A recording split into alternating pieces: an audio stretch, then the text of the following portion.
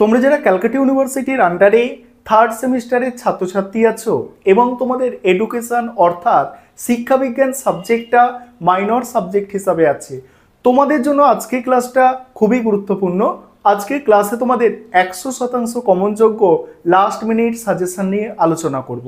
তোমরা থার্ড সেমিস্টারে যে এডুকেশন মাইনর সিলেবাসে পরীক্ষা দিতে চলেছো, এই সিলেবাসে অলরেডি প্রথম সেমিস্টারের ছাত্রছাত্রীরা জেনারেল অর্থাৎ সিসি পেপার এবং মাইনর পেপারে পরীক্ষা দিয়েছে। তাহলে তোমাদের জন্য কোন প্রশ্নগুলো বেশি গুরুত্বপূর্ণ, কোন প্রশ্নগুলো তোমাদের জন্য পরীক্ষায় আসতে পারে, সেটা নিয়েই আমাদের আজকের সাজেশন। চলো তোমাদের স্ক্রিন রেকর্ডের মাধ্যমে আমি সাজেশনটা দেখাচ্ছি, দেখে নাও। আর তোমরা যারা ইংলিশ ভার্সনের স্টুডেন্ট আছো তোমরাও দেখো, কারণ সাজেশনটা তোমরা ইংলিশেও পেয়ে যাবে। চলো তোমরা সম্পূর্ণ সাজেশনটা দেখে নাও। এবারে তোমরা সম্পূর্ণ সাজেশনটা দেখে নাও। দেখো, তোমাদের 10 নম্বরের প্রশ্ন 3টে অ্যান্সার করতে হয়। 10 নম্বরের প্রশ্ন দেখে নাও যেগুলো করতে হবে। আমি অধ্যায় অনুযায়ী তোমাদের আমি প্রশ্নগুলো বলে দেবো, যে প্রতিটা অধ্যায় থেকে যে প্রশ্নগুলো তোমাদের জন্য মোস্ট ইম্পর্টেন্ট। দেখো, এখানে যে প্রথম প্রশ্নটা আছে, এই প্রশ্নটা তোমাদের এবারের জন্য মোস্ট ইম্পর্টেন্ট প্রশ্ন, যে শিক্ষার সংজ্ঞা, সংকীর্ণ অর্থে এবং ব্যাপক অর্থে শিক্ষা কাকে বলে, তাদের বৈশিষ্ট্য, এবং বৈশিষ্ট্য করলেই তোমাদের কিন্তু পার্থক্যও করা হয়ে যাবে। এই প্রশ্নটা খুব ভালো করে তৈরি করতে হবে, যে শিক্ষা সংজ্ঞা দাও, সংকীর্ণ ও ব্যাপক অর্থে শিক্ষা কাকে বলে এবং তার বৈশিষ্ট্য এবং পার্থক্য, এটা খুব ভালো করে তোমাদের করতে হবে। আর হচ্ছে শিক্ষার লক্ষ্য সম্পর্কে ওই ডেলর কমিশনের গুরুত্ব, বা অল্টারনেট দিয়ে প্রশ্নটা আসতে পারে, যে ডেলর কমিশনের 4টি স্তম্ভ, ওই জানার জন্য শিক্ষা, তারপর জ্ঞান অর্জনের জন্য শিক্ষা, একত্রে বসবাসের শিক্ষা, এই যে 4টে এরকম স্তম্ভ আছে না, ওই 4টে স্তম্ভ তোমাকে কিন্তু ভালো করে তৈরি করতে হবে। ওটা করলে সুবিধা কি আছে, যদি 5 নম্বরের প্রশ্ন আসে, এক একটা পোর্শন আসতে পারে যে একত্রে বসবাসের শিক্ষা সম্পর্কে লেখো, ঠিক আছে, তখন তোমরা অ্যান্সার করতে পারবে। আর এটা তোমাদের 10-এর জন্য অর্থাৎ 10 মার্কসের জন্য মোস্ট ইম্পর্টেন্ট একটা প্রশ্ন।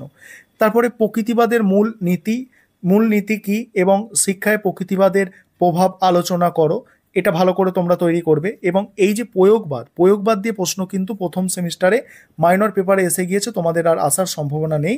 তবে এই বৌদ্ধ দর্শনের মূলনীতি এটা একটু দেখতে পারো। তবে তোমরা যদি বলো এই 1 নম্বর অধ্যায় থেকে মোস্ট ইম্পর্টেন্ট প্রশ্ন সব থেকে কোনটা বেশি ইম্পর্টেন্ট, এই প্রশ্নটা, ওই ডেলর কমিশনটা সব থেকে বেশি ইম্পর্টেন্ট। আর তারপরে 1 আর 3টা তোমরা দেখবে। এবার দ্বিতীয় অধ্যায়ে চলে আসো।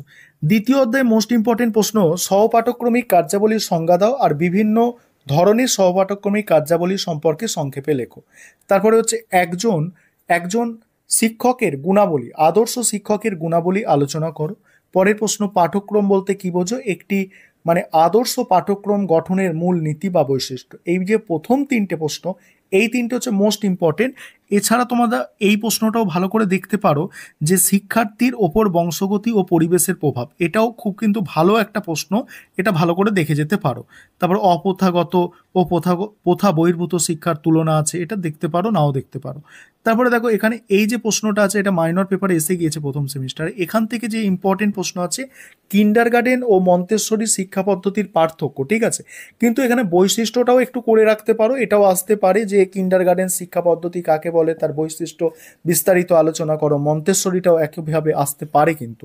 তারপর দেখো, পরের প্রশ্ন হচ্ছে প্রকল্প পদ্ধতি কি, এই পদ্ধতির বিভিন্ন স্তরগুলি আলোচনা করো আর শিক্ষায় এই পদ্ধতির গুরুত্ব। এবারে 5 নম্বরের প্রশ্ন দেখো, 5 নম্বরের জন্য যেগুলো করতে হবে দেখে নাও। 5 নম্বরের দেখো, এই প্রথমেই যেটা আছে, ওই ডেলর কমিশনের যে 4টে স্তম্ভটা আলাদা আলাদা করে আসতে পারে পরীক্ষা, এটা মোস্ট ইম্পর্টেন্ট আছে। নেক্সট আছে দেখো, শিক্ষার ব্যক্তিতান্ত্রিক লক্ষ্য আলোচনা করো। নেক্সট আছে সমাজতান্ত্রিক লক্ষ্য, শিক্ষায় প্রয়োগবাদের প্রভাব, পতঞ্জলির যোগ দর্শনের মূল নীতি আর বৌদ্ধ দর্শনের মূল নীতিগুলি লেখো।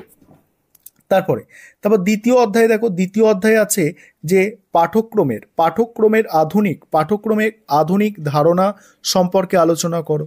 তারপর আছে একজন শিক্ষকের দায়িত্ব বা কর্তব্য লেখো। নেক্সট আছে প্রথাগত বা প্রথা বর্জিত শিক্ষার মধ্যে তুলনা। নেক্সট সহপাঠক্রমিক কার্যাবলীর শিক্ষাগত গুরুত্ব লেখো। নেক্সট আছে প্রথাগত শিক্ষার বৈশিষ্ট্য। আর এখানে দেখো, এই প্রশ্নটা কিন্তু প্রথম সেমিস্টারে এসেছে। 3 নম্বর অধ্যায় থেকে খেলা কাজের পার্থক্য, শিক্ষায় প্রজেক্ট পদ্ধতির গুরুত্ব, প্রকল্পের বৈশিষ্ট্য আলোচনা করো, এগুলো। এবং এখানে দেখো, এখানে শিক্ষাক্ষেত্রে শিশু কেন্দ্রিক শিক্ষার বৈশিষ্ট্য। এই হচ্ছে তোমাদের টোটাল সাজেশন। এবার তোমরা যারা ইংলিশ ভার্সনের স্টুডেন্ট আছো তোমরা দেখে নাও, তোমরা সম্পূর্ণ সাজেশনটা তোমরা দেখে নাও। ইংলিশ ভার্সানে দেখে নাও তোমরা, আমি স্ক্রল করে যাচ্ছি, তোমরা সম্পূর্ণ সাজেশনটা দেখে নাও ইংলিশ ভার্সানে। দেখো সম্পূর্ণ সাজেশন দেখে নাও তোমরা, ইংলিশ ভার্সানে দেখে নাও।